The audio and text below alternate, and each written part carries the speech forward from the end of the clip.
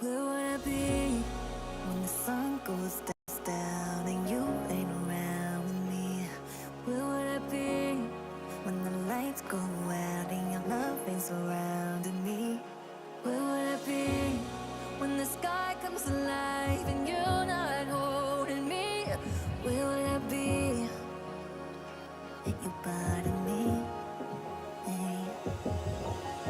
You take me higher when you pull me closer. You'll be there with me when we're going under. You'll be the fire when the nights grow colder.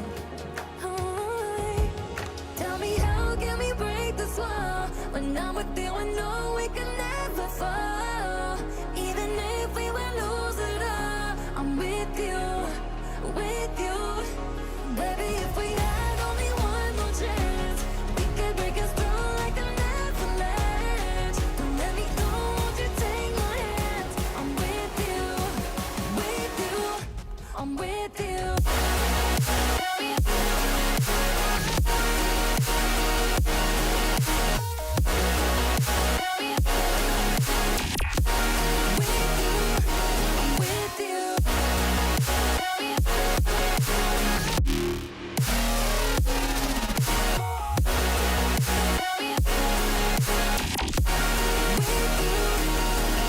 If we had only one more chance, we could break us through like an avalanche. Don't let me go, won't you take my hands? I'm with you, I'm with you.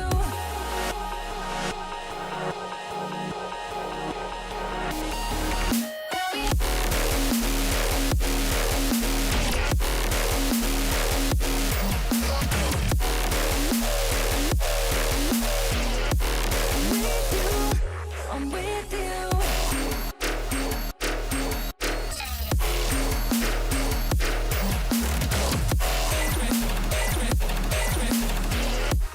With you, I'm with you.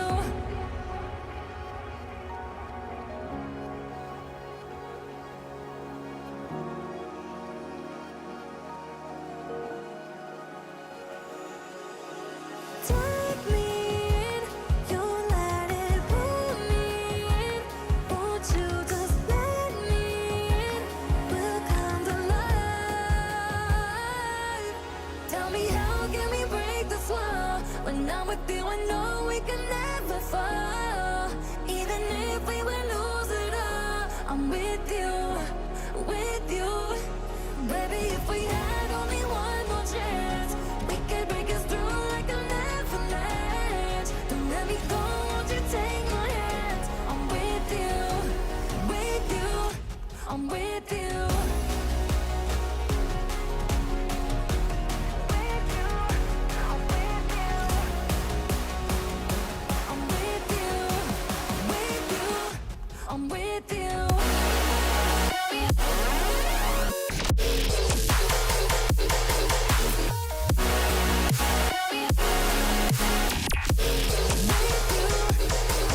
you.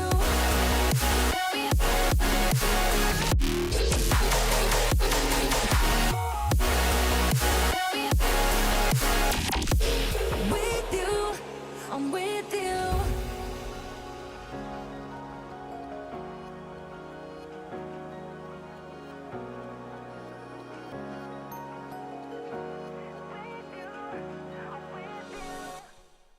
Hey everyone, happy Wednesday. How are we all doing? Welcome to Myles Dyer Live. I am your host, Myles Dyer, here every Wednesday to talk about sometimes the jolly, sometimes the serious. Sometimes when we go on the light-hearted side of things, it might be talking about quizzes. I haven't done one of them for a while. Maybe that will make a comeback at some point. Gaming, popular culture. And other times we go a bit more serious with world events, mental health and well-being, life hacks, serious stories, maybe like today. We'll have to wait and see. But yeah, I hope you're all doing really, really well. Thank you for joining me. Hello to everyone in the live chat right now. Hello to you, Karina. This is going to be an extra good one. You got the popcorn out. What popcorn is the best popcorn to have, people? Let's decide this now and forever. I'm not going to do a poll. Just let me know in the chat. Clem Fandango says, hey all, enjoying all the live streams so far this week, Myles. Thank you very much, because for those that don't know, I've done a few extra ones this week. I finished a full day of work yesterday, and then I finished at 5 p.m. and then at 5:15 I was live streaming until 11 o'clock at night because there are a lot of PlayStation VR 2 games coming out. There are even more coming out in October. It's going to be very, very, very busy. And already Loop has come out with caramel.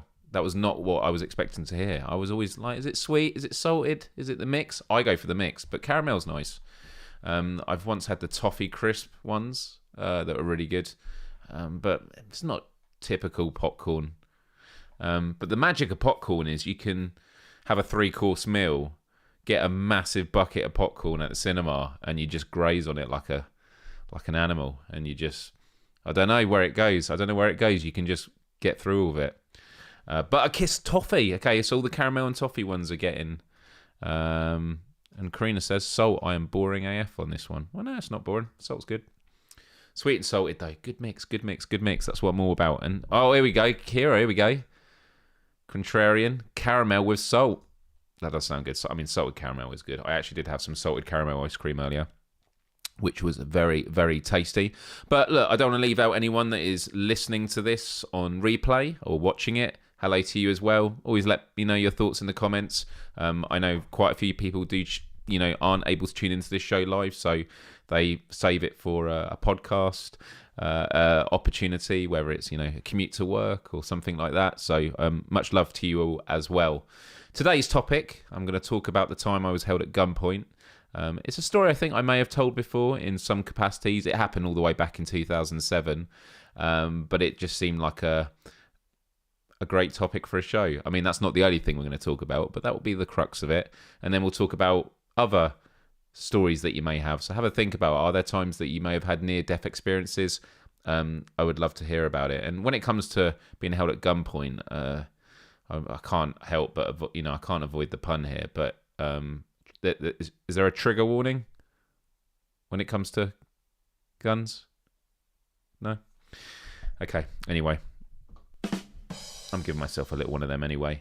By the way, the intro track today was With You. Absolutely love that track. It was by Affinity. Oh, God, I'm going to dig myself here with all the artists.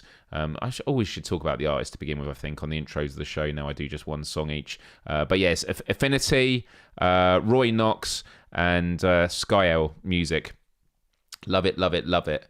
Yeah, I'm glad you liked it. I'm glad you liked the pun. Thank you.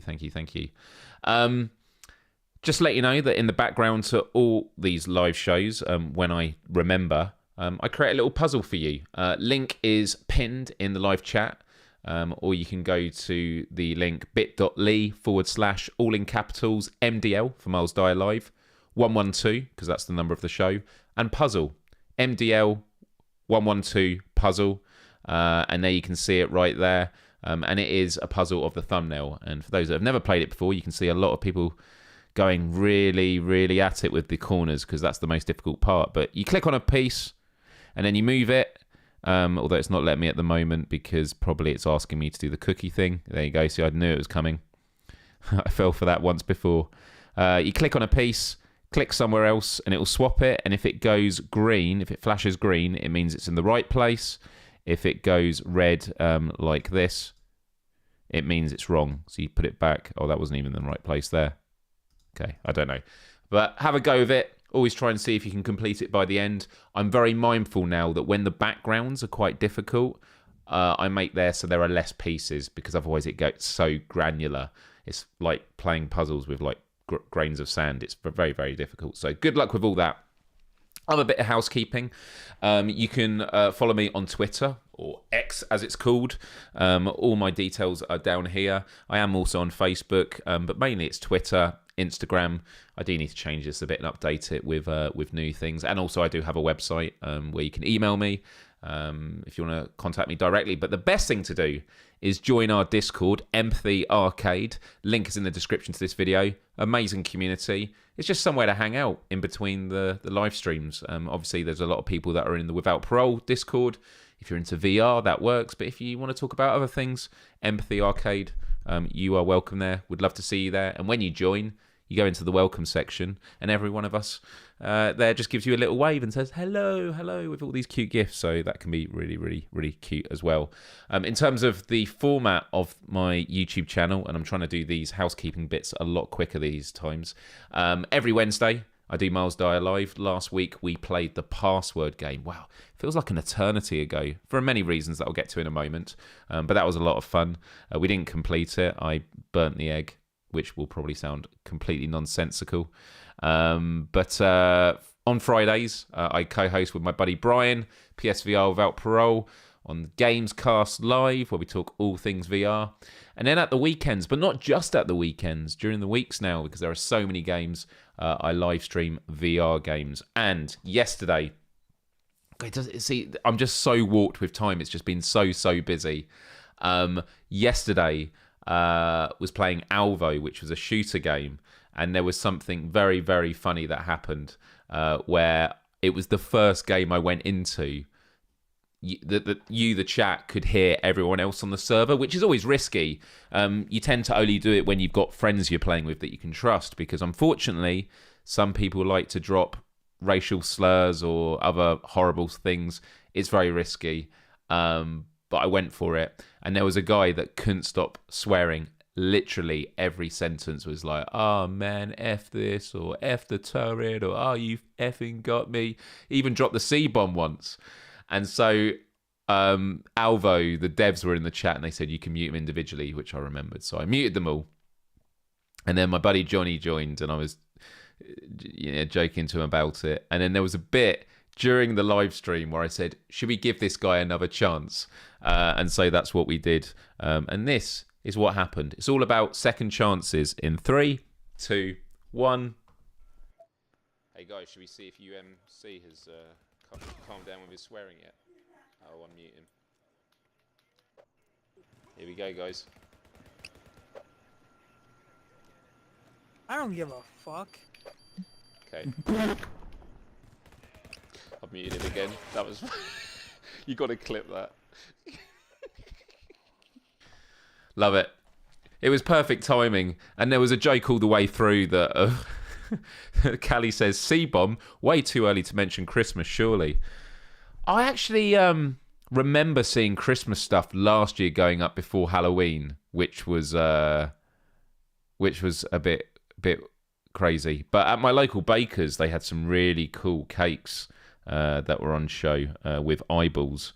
Let me find it here. I'm just going to send it over from my phone. Oh, I love having this new setup now. It just makes it so much quicker. Time to play VR. Good to have you here. How you doing? You good? You good? Let me just make sure this is the right one. Yeah, look at this. Look at these treats at my local baker's. Halloween cookie bombs. And look at those eyeballs. I mean, that's pretty cool. I might have to get one.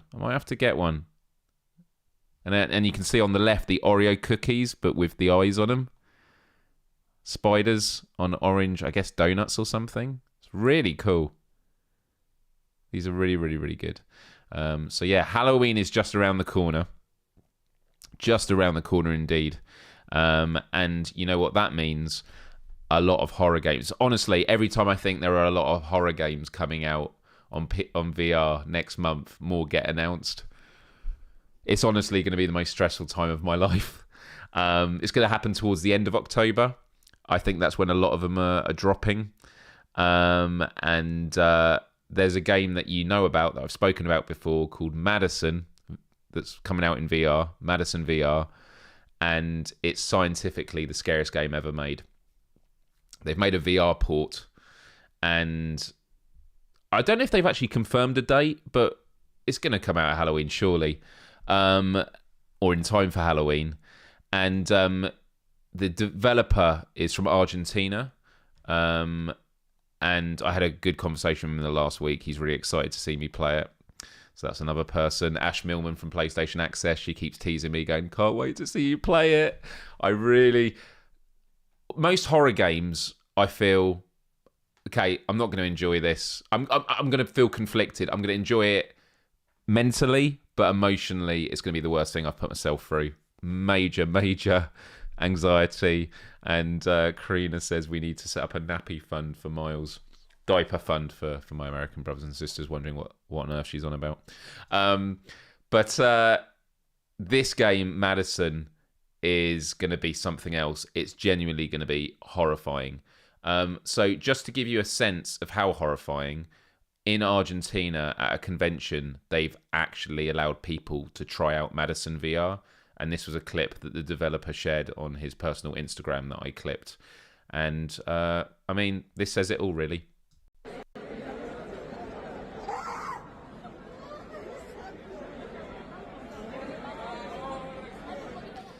I like that she smiles at the end. If it ended after that scream, you'd be like, that's evil. And it's, oh, yeah, it was cool. But you are...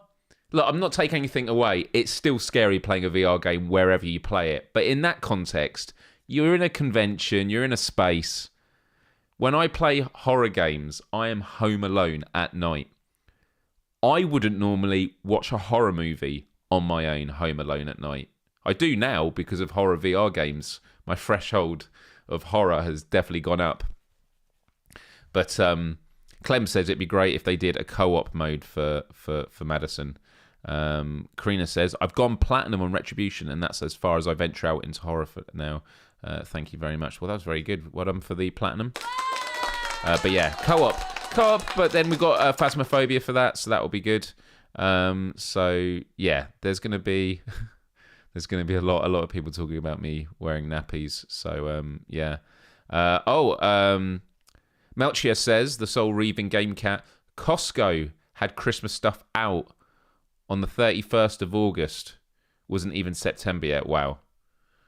But I feel like Costco, you can kind of get away with it because it's more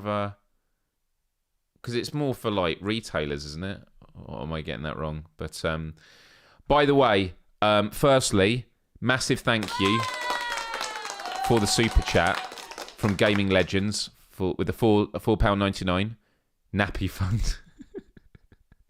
Thank you very, very, very much.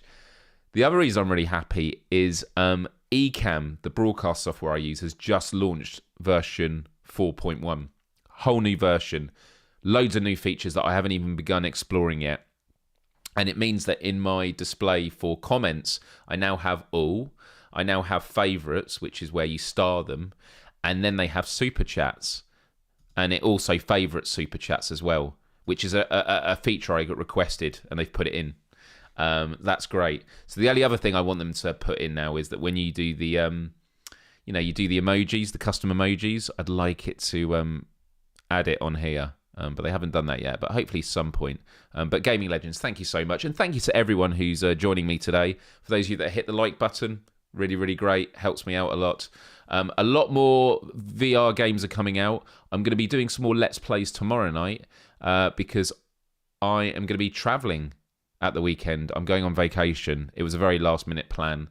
I'm going overseas just under a week.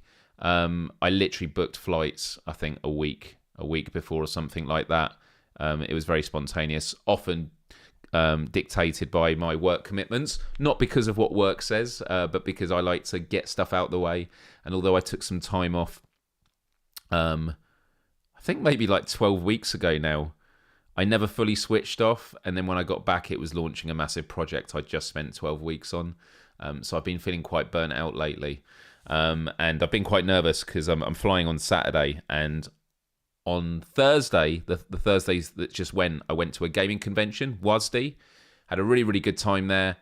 Details I've put on my community tab on my YouTube channel, and I was worried that I'd caught something. I've not been feeling great, but I've done this today, and it's fortunately negative because I wouldn't want to ruin that. That would be horrible. And Aiken says, "Oh, I missed the gunpoint part." No, you haven't. We haven't talked about the main topic yet, so don't worry about it. And okay, Costco is wholesale club for consumers. Okay, that's good to know. But yeah, WASD I went to last Thursday, and I had a really, really good time there. Met lots and lots of great people, including my good buddy Rob. So I'll show you a few pictures now. So this was WASD. This was the entrance and that. And because I sort of in a panic found out about it last minute from my friend Rob, there was already one in April. So I was like, has it been a year already? And it hadn't. And I applied for a press pass and a creators pass, and I got both. It was run by WASD, IGN, and Dead Good PR were also helping with the creative space and that. It was really, really, really good. Had a good time there. And I met all sorts of people. I met my childhood icon, Sonic the Hedgehog. Really, really good. I'll just sort of sit over here as I'm talking so I can put them to the side of me. Really great meeting good old Sonic there. That made me really, really happy. I also got to play C Smash and meet C Smash with is it Random Eye? Oh man, is it Random Eye Moves? I think that's the dev company. It was great meeting them, and Jörg took the photo. The developer of it, had a really good conversation with him. They were representing PSVR 2, so that was really, really good fun. And then obviously I got to hang out with my buddy Rob Pearson from PlayStation Access. He's always good at posing for photos. Me, I always feel like an awkward mess, but him sticking a plunger in my face definitely helped. And meeting the Team 17 people was really good, because I've grown up with Team 17 from Worms to obviously more recently Overcooked, and absolutely adore the work that they do. So it was a really good time. And I also met Alejandro, who is the game director for Supermassive Games with Switchback. We grabbed a coffee. I mean, I don't drink coffee. I had a water, and we spoke about VR and the industry. And this guy, so much positive energy. It was really insightful just hearing about the challenges, because for those that don't know, Switchback had a lot of issues at launch. The quality wasn't particularly great. It got fixed, and they worked really hard, and the game is a lot better now. So I feel like I should probably do another Let's Play of it. Nice mushroom hats. I know they do look like mushroom hats. If you look closely though, they're actually you won't be able to see it. They're actually pizzas. They're pizzas on the top. But yeah, you're right. You can't see it there. They do look like mushrooms, but they're like pizza chef hats. And I got plunged. Yeah. Worms Armageddon on PS1. Was it really on the PS1? Wow. I used to love the old classic animations on the original Worms games. But yeah, it was a really, really good time. I went on the Thursday. I was going to go on the Friday as well, but I was pretty exhausted, and I was also paranoid because I'd only just booked my flights about becoming unwell. And so I decided to stay away for the rest of it. And also because it was quite quiet on Thursday, I got to do everything I really wanted to. So that was awesome. But something else we like to talk about on the show, and I am going to flip these two things around. But first of all, we're going to do Dyer Discoveries, although I've given you a lot of discoveries already, where every week I talk about something I've discovered. And I had a few things in mind for this. And oh my God, guys, look at this. You are doing very well. So there are 86 pieces left, and it's a lot of these stony bits. So you're doing it really well. If you haven't joined in yet, get involved, everyone. This might be a record for the fastest time you've completed it in. So very, very, very good. Anyway, Myles Discoveries, Dyer Discoveries, Dyer Discoveries.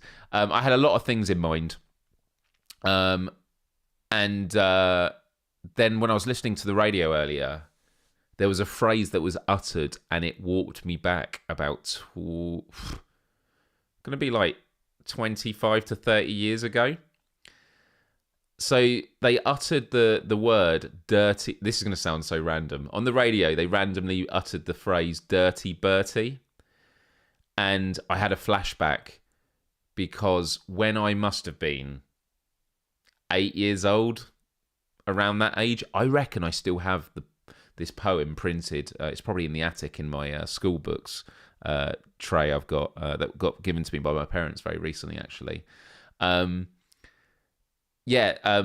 Dirty Bertie, my mind warped back to when I was a kid, because I used to love writing, and I wrote a poem called Dirty Bertie, and I spoke out loud in the car after hearing it. I recalled the poem in its entirety. And I even remember, I think I designed on like Microsoft PowerPoint. I took a clip art of this guy and then like made him a bit dirty, and I printed it out, and I had like this dirty Bertie guy. He was covered in like dirt and everything. And yeah, I wrote a poem. So what I thought I'd do for Dyer Discoveries is I will recite from memory. This is the second time I've probably recited it in 30 years, but I did it perfectly, and I sort of chuckled to myself after I said it. So this was the poem. By the way, I have no idea what the rhyming scheme is, and it is completely bizarre, but it was all right for an 8-year-old. So it went, and it starts off sounding like a limerick, and then it just goes off on one. So there was once a boy named Bertie who once got very dirty. It happened one day when he got carried away, and he played in mud that he thought was fun, and that was something he should not have done. When he got home, his mother said, "You naughty boy, go straight to bed." And Bertie never got dirty again. There we go. So, yeah, I literally said that to myself in the car after I heard the phrase "dirty Bertie" mentioned on the radio. And I'm going to have to see if I can dig up the original, because I remember I just had it printed on A4 paper. I had this, like, he was wearing like a blue jacket with like mud on it, and then I had the poem down the side. But yeah, that was my Dyer discovery, an actual Dyer discovery, because it was one from the memory books. But it's amazing just how memories can get triggered like that, just completely random, not thought about that. You know, you think about all these, you know, recitals that you learn and bits of script, and it takes you forever, and it's like, that's long-term memory. It was there. And Callie says the thought counts. It certainly does count. Although they're actually talking about something else, I've just realised. Silly woman, now she'll need to clean the sheets and blankets. Yeah, go straight to bed. Yeah. It's kind of cute. It is. But the other thing we talk about on the show is vitamin G, vitamin gratitude, where we take a moment to think about one thing that we are grateful for at the moment. It can be a person, it could be a thing, an experience, a moment. Just have a think about it, and you can share it in the chat, and I'll read some of them out. If you share them in the chat, I assume you don't mind me reading them out. But you can also keep them to yourself, because just thinking about what you're grateful for can, you know, be really good. And so we like to do this.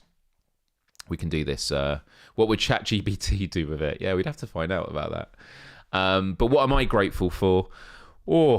I am grateful for... I feel like I had a load of things in mind recently, and now it's all gone. Do you know what? I think off the back of that Dyer discovery...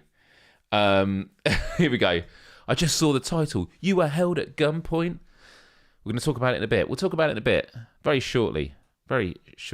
Oh, what's your hoodie? What's an hoodie? Isn't that like where it's a blanket / hoodie? Is that what it is?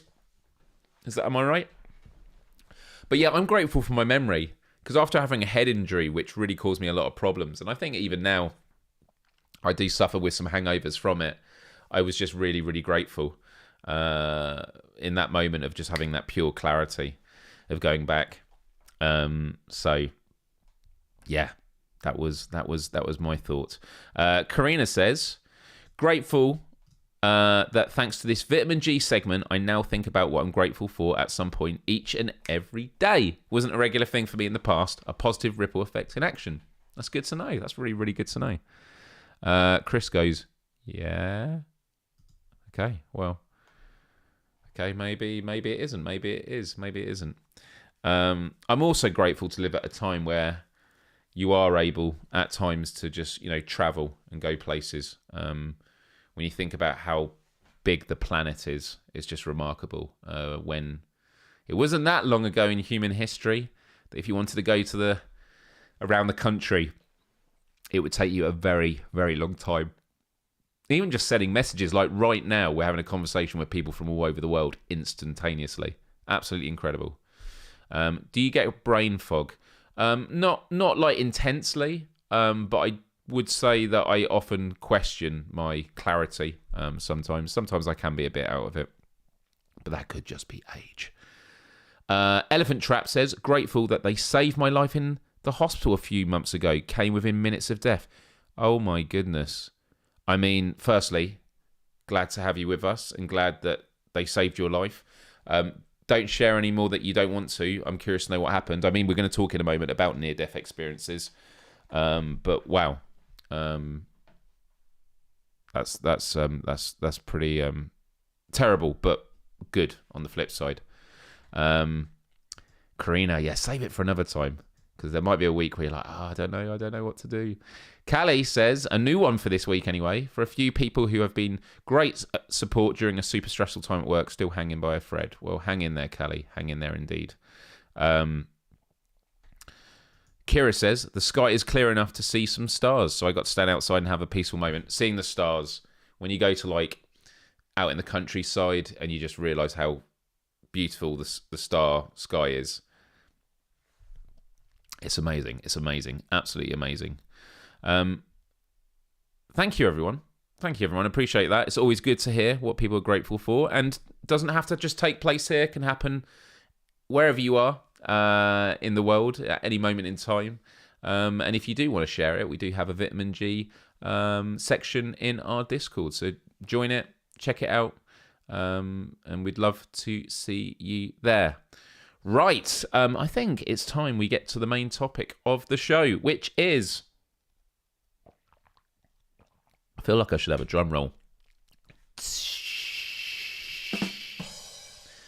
Right, the time I was held at gunpoint. To be fair, I don't know if I'm misselling this episode, because what does it mean to be held at gunpoint? Well, I'm going to tell you the story, and you can tell me if I was technically held at gunpoint, okay? And because I am on the verge of heading to the States, I don't know if this is actually a good time to tell it, but this happened all the way back in 2007. And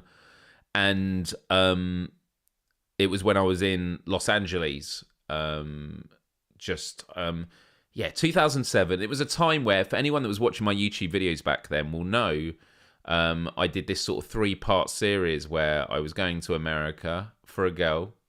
And then the day before I went out there, I phoned to make sure everything was all right. And a guy picked up the phone who turned out to be her husband that I didn't know about. So that was fun. So I was going out there and I made some last minute plans with a YouTube friend of mine called Ian Crossland. Now, Ian I haven't spoken to in many, many years. He was a very out there sort of person, very spontaneous, very entertaining, would have these swings of sometimes being, super funny and random, and other times getting really deep into things. And he was a really, really good guy. He actually now is a producer. I don't know how many people know of this very popular podcast on YouTube called Timcast by Tim Pool. Tim Pool was someone I used to know a little bit. I actually met him at a YouTube event, and I also knew his work when he used to report on Occupy Wall Street. I would say more recently, I definitely have a lot more disagreements with him, but he's built a massive podcast that's doing very, very well, and Ian is a producer on there, so it's really interesting when you see things turn around. With that said, he said, "Oh, Myles, why didn't you come over and hang out?" And so that's what I did. So I headed out to LA. I stayed at his, met his roommates, had a really, really good time. And then there was a couple of girls we met out there that he was friends with. Jenna, and I can't think of his other friend's name. This is like really old, really going back into memories now. And I've still got this vitamin G thing up. Let me bring that down. And we went out and just hung out in LA, and it was a really good time. And just, to tell you a few things I did there. One thing I remember, and it was incredible. And some of you who've been to California or perhaps live there will be able to give a better description of this than I do, because I'm just recalling it from memory. But every 2 weeks in the summer, and again, I don't know if they do this now, every 2 weeks in the summer, they open up one of the cemeteries for Hollywood stars, and you could go in there and have a picnic, and they project on the wall of one of these massive areas Karina says, we're listening this time. What do you mean? Or do you mean because I've now got the vitamin G down? I can't remember. I don't know. I'm lost. Yeah, you have a picnic in this graveyard, and on the wall of this massive tomb area was a black and white horror movie, and they do it every 2 weeks. And the money that was raised from attending it was to help fund the cemetery, which was a really cool idea. It was really creepy, but really, really cool. So yeah. Is that like Forest Lawn? I don't know. Someone would have to let me know if that is what it's called. But I had a really, really good time. But anyway, that's not why we're telling the story. I even went and got a Scientology test there. I have to dig out the videos again. We'll have to talk about that sometime. But yeah, it's in Los Angeles, Cali. Yeah, that's where the cemetery is. And then one of the evenings we were looking to go somewhere for a drink, but I was the youngest there. Everyone was of the legal age. I wasn't. I think I was 20 at the time, and it was one of those weird things where I was legally allowed to drink in the UK, but not there. So yeah, I think I was 20 years old, and we were going to bars, and we got to one where they were drinking outside on these benches, and there was like a little fence, like went up to your waist, or a bit higher, probably shoulder height, and I stood on the pavement talking to them so they could drink, and I was on the other side of it. And we got kicked away. They were like, sorry, even though he's technically not in it, we can't have this happening. So okay, we had to leave. And so one of the girls said, oh, a friend of mine, so a friend of a friend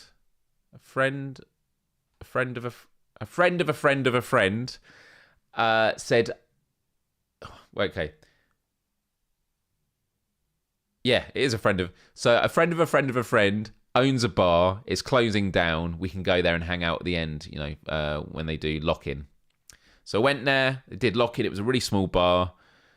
I was just hanging out there, and there was this like pretty big guy at the Big Hairy Marty says, I remember that Scientology test video inspired me to get one a few years later, and I was a little disappointed that they didn't do printouts where I was. That's funny. Yeah, I'll definitely have to talk about that on a future one for sure. We were at lockdown. There was this big guy who slumped over the bar, absolutely wasted, and he started chatting up Jenna. It was Jen or Jenna, but I'm going to go with Jenna. Started chatting her up, and everyone had quite a lot to drink at this point.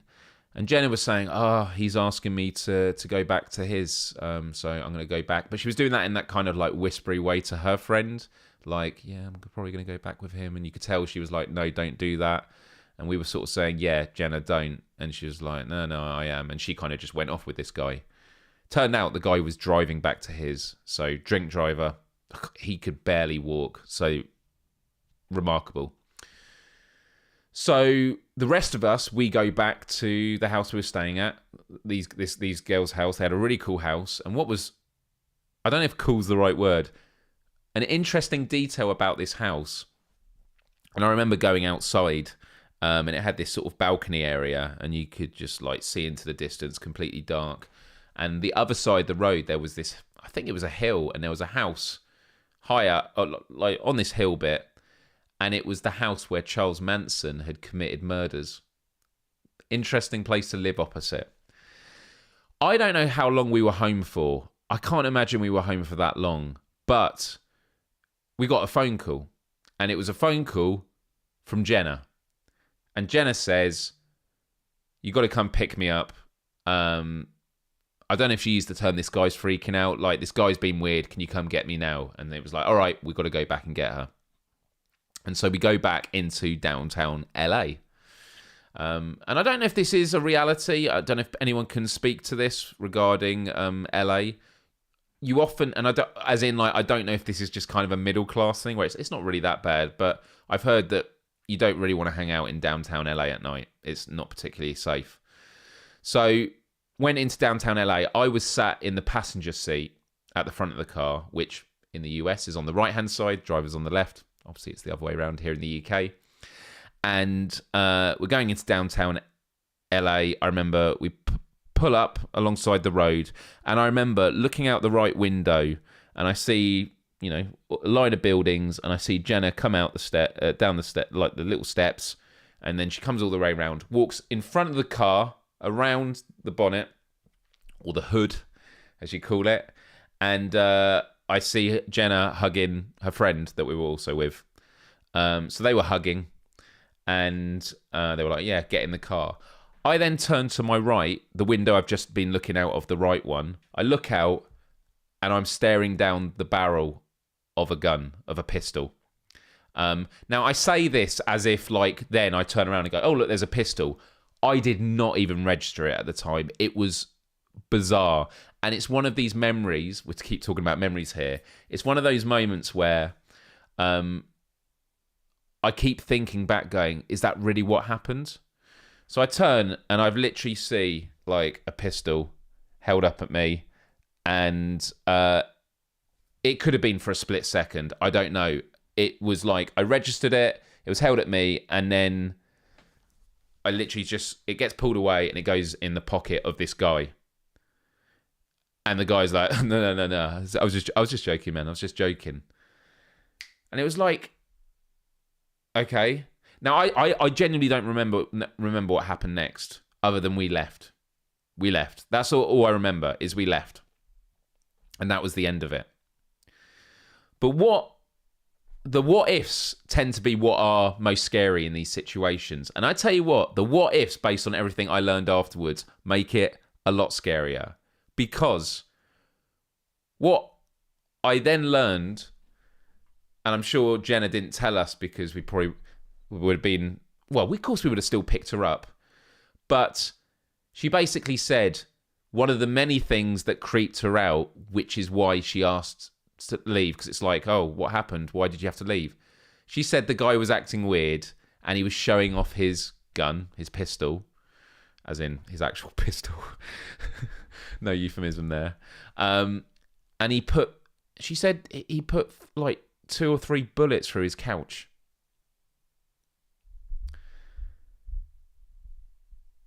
And not only that, when I was looking down the barrel of the gun, his finger was on the trigger. Now, I don't know if the safety was on or not. I'm going to assume it wasn't. But the idea that I was having a pistol held at my head, like that far away,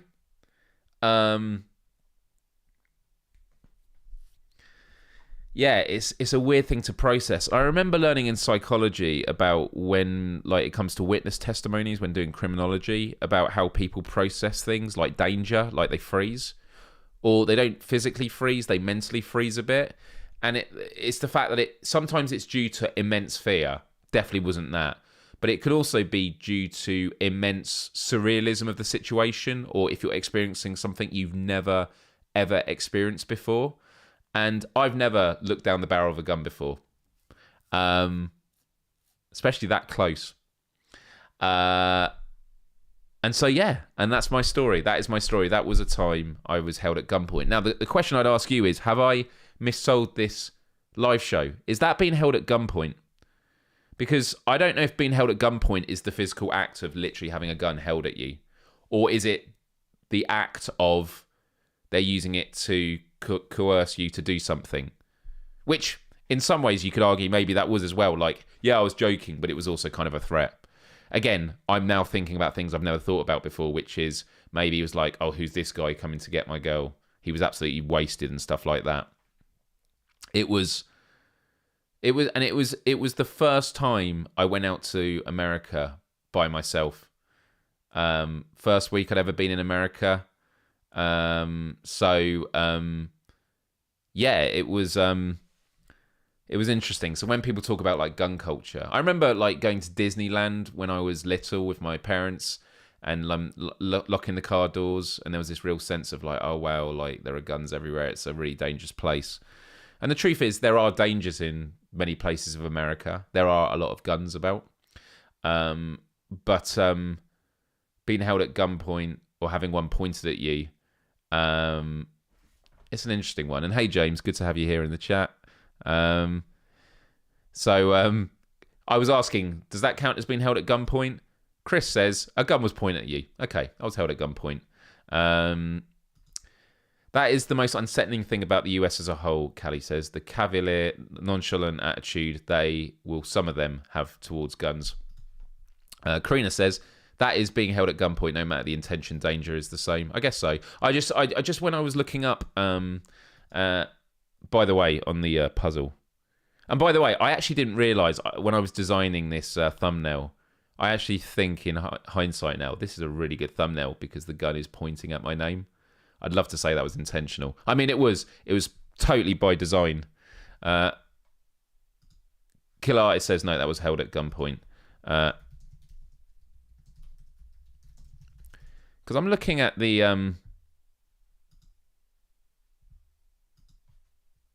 Because I'm looking here. Oh, man,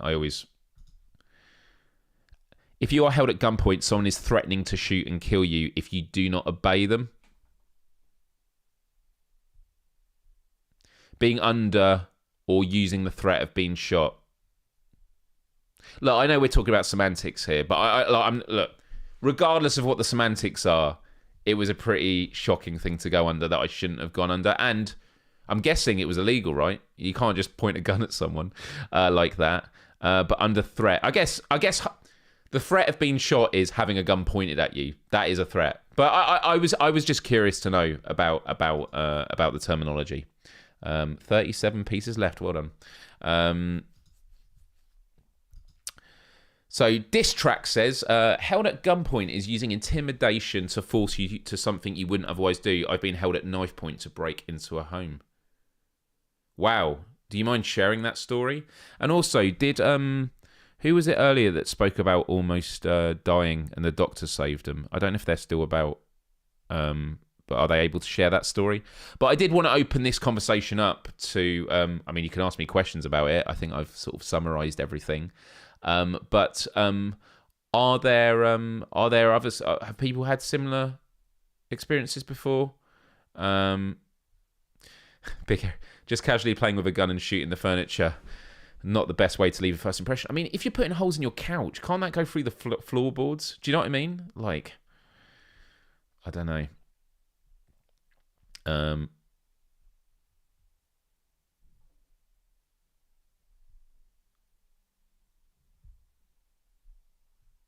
Yeah, everyone's saying.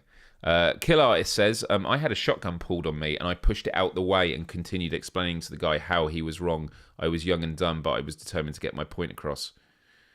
Wow. Yeah, what scares me about that story, thinking about it, was, again, the guy was just drunk and he clearly had no control. And so his finger on the... Like, that would have been it. And I think about everything that's happened in my life since 2007. All the experiences, all the good I've done in the world, all the bad. You know, we all add positivity and negativity into the world. Yeah, it's amazing how moments like that do happen. I was actually watching a clip today, a famous story about, I don't know if you remember the story about Seth MacFarlane, the creator of Family Guy.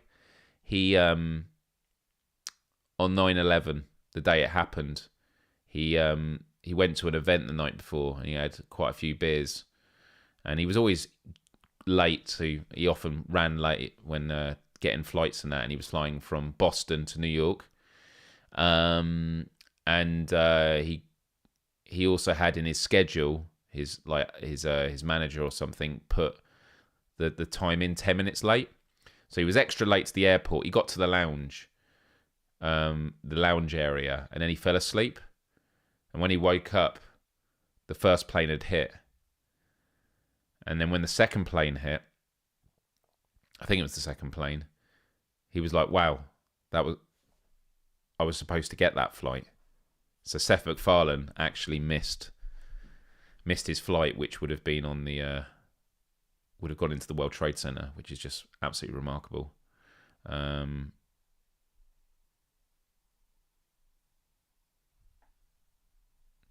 Good job your reaction was not like in VR. The guy would have probably met his end. I don't know about that. Once a friend who went to uni in Manchester brought back a gun to Wales. That felt freaky. I still don't know why. That's pretty remarkable. Darkwing, yeah, no, please share your comment again about being... Actually, I can search. Here, I've got it here. I was held at gunpoint once. Was at a bus stop with my cousin. A few guys were standing nearby. They walked over, one pulled out a gun, and they robbed us. Well, I had nothing of value on me. So did you actually, if you had nothing unvaluable, what do you give them? Do you have to give them something? Like, I'm curious, because I always wonder, if you have nothing valuable, do they just search you? Or and where was this? Whereabouts are you based? Absolutely horrific thing to happen, and I'm so sorry to hear about that.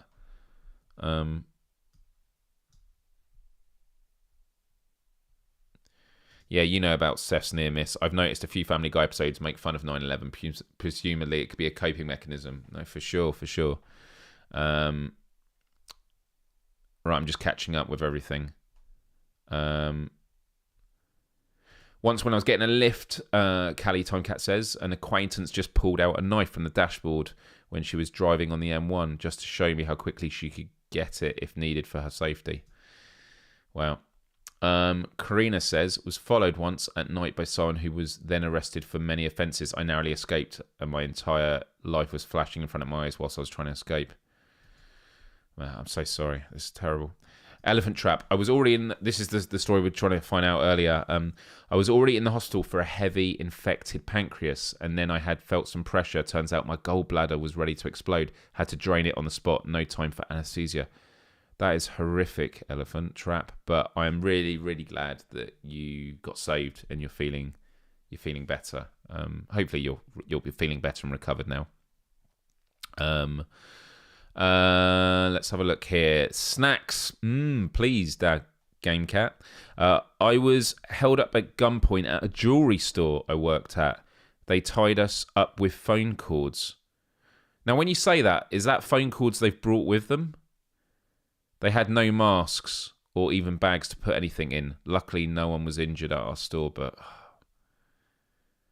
It's always the thing about escalation, isn't it? Because it's also like, you know, when you see those ridiculous chases on the news where they're driving like wrong way down the street and like all the police around them, and you're like, why are they not giving up? They're not going to escape. This is not Grand Theft Auto. The star rating's not going to go away. They will eventually be caught, and it gets worse and worse. And there's this kind of mental runaway effect, which is it could have started where they were just speeding, could have pulled over, got a ticket. But they thought, you know what? I can get away. I can turn around this corner, get away from the police, and then I'm good. But don't lose the police. All right, now I'm really in trouble. So they'll start speeding away. And it just escalates more and more. And I feel like that is a bit more of a wider, broader version of what can happen in these situations. So like when the guy held me at gunpoint, I just stared at it, and then he put it away. If I'd like done that and moved, he might have felt threatened and then pulled the trigger. I don't know. But like in these situations where people rob you, you know, you kind of want to diffuse the situation, because if they feel threatened, you want them to you basically want to give them an off ramp. Like if you've got nothing and there's nothing to take there, you want them to leave.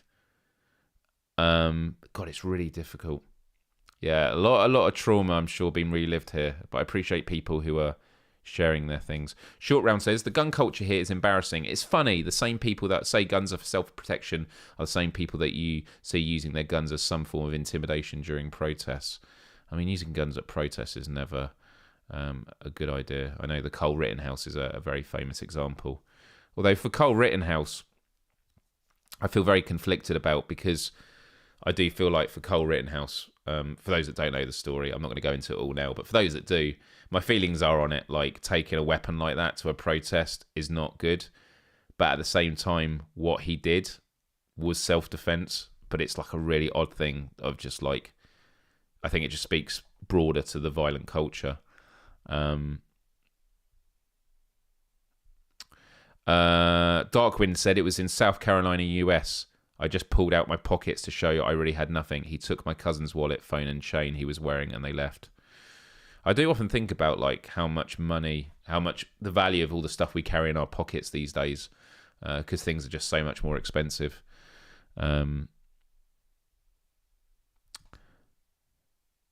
Oh my goodness, Snacks just said the guys killed someone at a pawn shop the next week, caught the guys, and one had just got out of 22 years in jail for armed robbery. Sad. Oh, one of my favourite phrases, and it's always weird saying favourite phrases because it kind of sounds like a Glee thing, but it isn't. It's just, I think it's a really poignant one. It's hurt people, and I think it often occurs with like these protests about people that go to prison, don't get rehabilitated, get let out, and then they just feel like for survival just need to go back to what I know how to do. Wow, a lot of near-death experiences with medical procedures. Wow. Cat allergic game cat. 20 years ago, I used to live with my step-grandfather. I got home from work around 10 p.m. and there was a guy mugging him inside the house, and I didn't notice. He tied us up and took a bunch of our stuff. So if you got tied up, did you break out? My goodness. Disstrack. I love that we're going between all these different stories. Disstrack says it was an ex-friend that I hadn't seen in a few years. I was walking home drunk one night and he called me from a distance. When I got close enough, he pulled a knife from a bandana against my neck. Wow, man. It's weird because I feel conflicted in the way that I feel like I've had a very sheltered life, but at the same time I'm like, no, I've had a life that just is how it should be. People shouldn't have to deal with this shit. And yeah, Karina, a lot of fix in the world.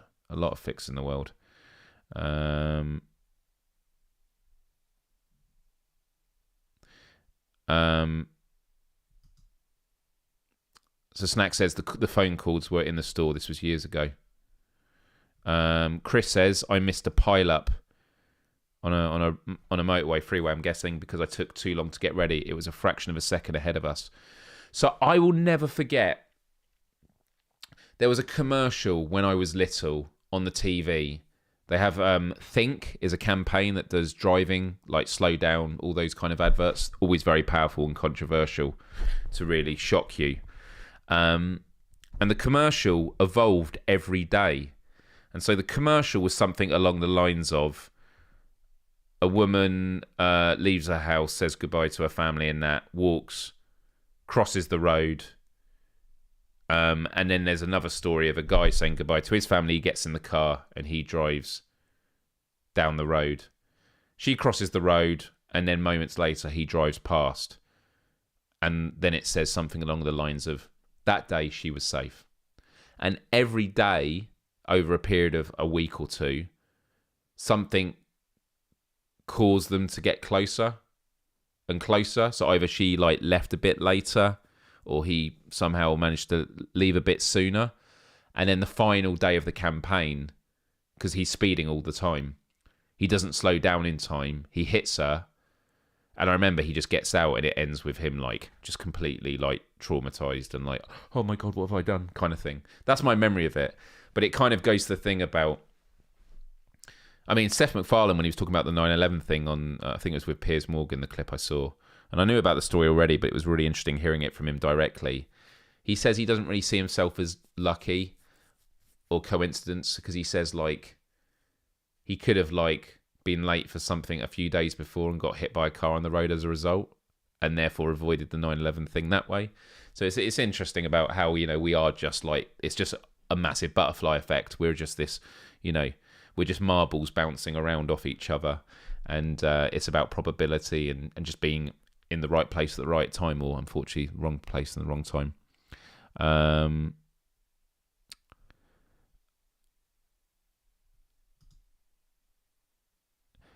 This in real life from Amnesia Pete, and the actual amnesia came from an incident where I left from a pub and on the next day I was found beaten half dead at random apartment building, missing an eye and an ear.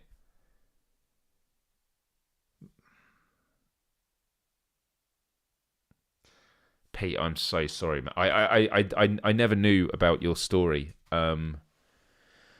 Man, it's just the fact that just like, I use evil loosely because I don't believe in evil technically. I believe there are things you can describe as evil. I don't think people are inherently evil. I think people just make evil decisions, good and bad choices, and some people, unfortunately, due to whatever it is, sometimes due to mental faculties, are more prone for doing more evil.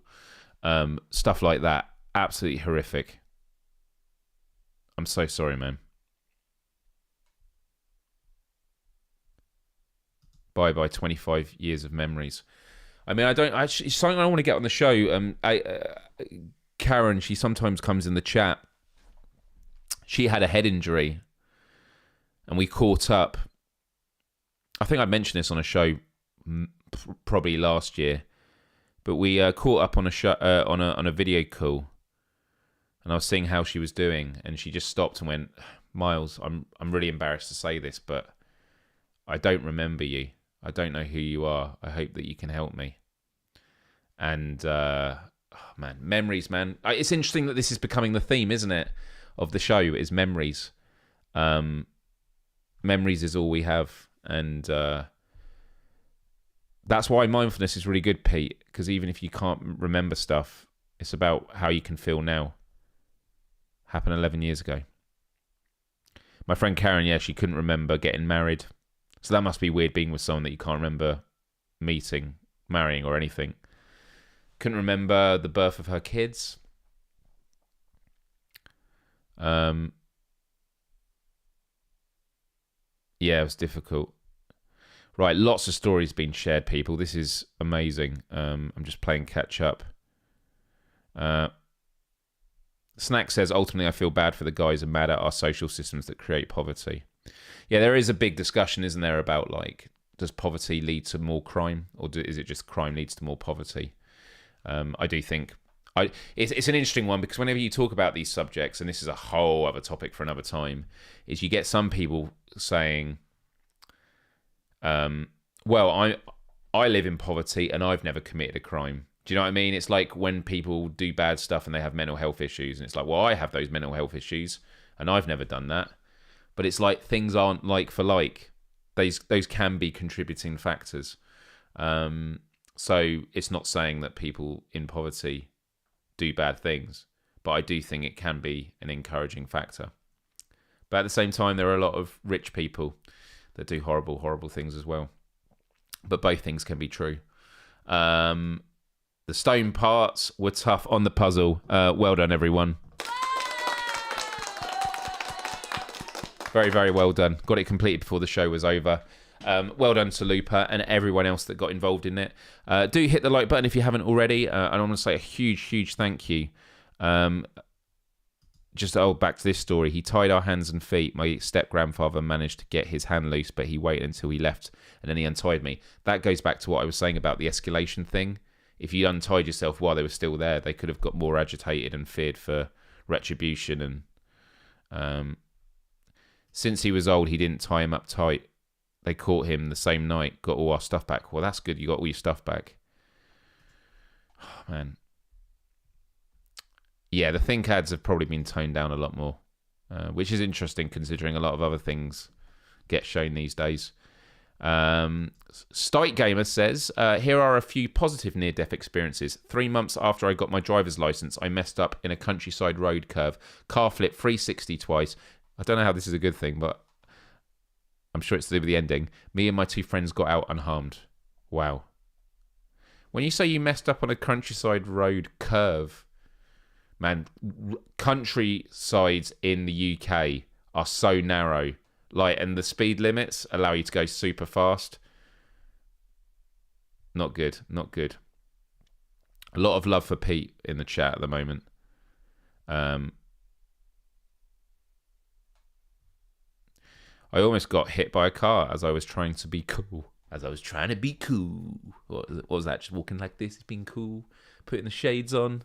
I almost got hit by a car as I was trying to be cool and keep up with other people. It flew past, brushing against my back. Going to be more patient crossing now. Man, we always get those moments of like, I'll remember for next time. But the thing is, some people don't get that chance to next time. Disstrack says we have to accept the fact that humans without morality are capable of evil. Naivety will not save us from that evil. It's better the devil you know than the devil you don't. As I said, I'm not denying that evil acts don't exist and really bad people. But I don't want to get into the nuances of that. It's definitely a conversation for a whole other time. Maybe does evil exist? Let me put that. Let me put this as a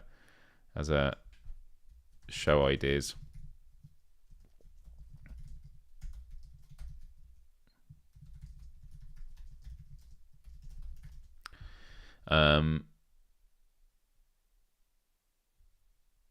Big Hairy Mike says there's a publication called The Three Most Important Things in Life, written by the late Harlan Ellison, and the chapter on violence is frightening enough that it stays with me. Interesting. Pete says, been 11 years now and both the eye and ear were saved. Eye was just dripped on where my cheekbone was supposed to be. Face totally visually recover, etc. Thanks for the words. So they managed to put your eye back in. Honestly, the whole eye thing, oh man, I don't even want to think about it. Like, it's amazing what they can do.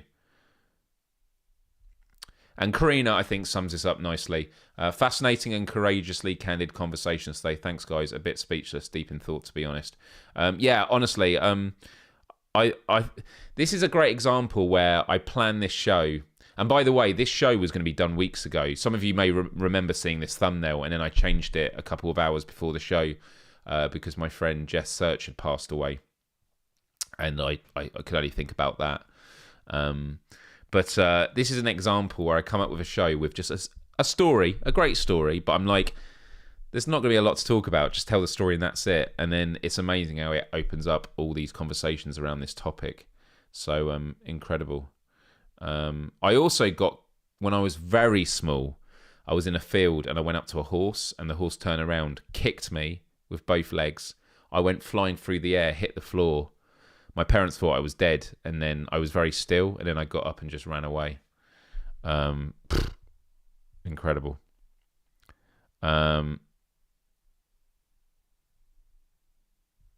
Rex Danger says, this didn't actually happen, did it, you fanny? Much like the toilet tile to head scenario.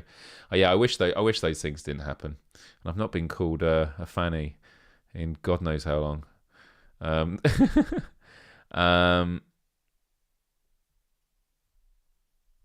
Right. Big Harry Mike says about that book, you can easily Google it. It's quick enough to read, and the other two chapters are funny. Funny. Okay. Well, can you put that link either on the Discord or in the comments section below? It'd be good. It'd be good for that. So some talks about Apple Watches and things like that. Listen, everyone, we're going to wrap it up there. I want to say a huge thank you for joining me today. About 37 of you watching right now. 28 of you have hit the like button. Do hit the like button if you have a YouTube account. It really helps me out. Much love to you all. I may be live streaming tomorrow evening, but if not, I will be doing PSVR without parole on Friday. And then next week, well, I'll be live streaming. It's going to be, wait, it's the last Wednesday of the month next week, isn't it? Where has this month gone, everyone? Where has this month gone? Absolutely remarkable. So it'll be a Q&A, chill Q&A. And I might have a special guest with me. We'll have to wait and see. But yeah, thank you everyone for tuning in. This was a really fun show to do, so I really appreciate it. Do take care of yourselves, and I look forward to seeing you on the next one. Love, respect, empathy, and adios. Till next time. Bye-bye.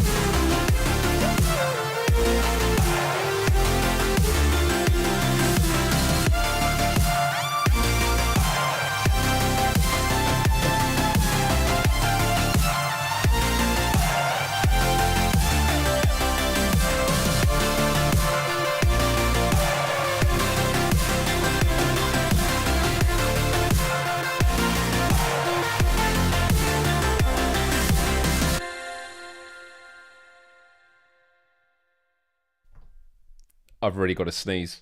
It's horrible. You know, when it's just lingering there. I went to school with a guy that when he sneezed, he would do this. He'd go, and he just said that you'd hold it in, and instead of doing like 2 sneezes, you do just one big one. But it was really funny. Honestly, amazing stories from everyone. Thank you so much for sharing, and obviously incredibly sorry to hear about all the pain that people have gone through. But I'm glad that you're all here.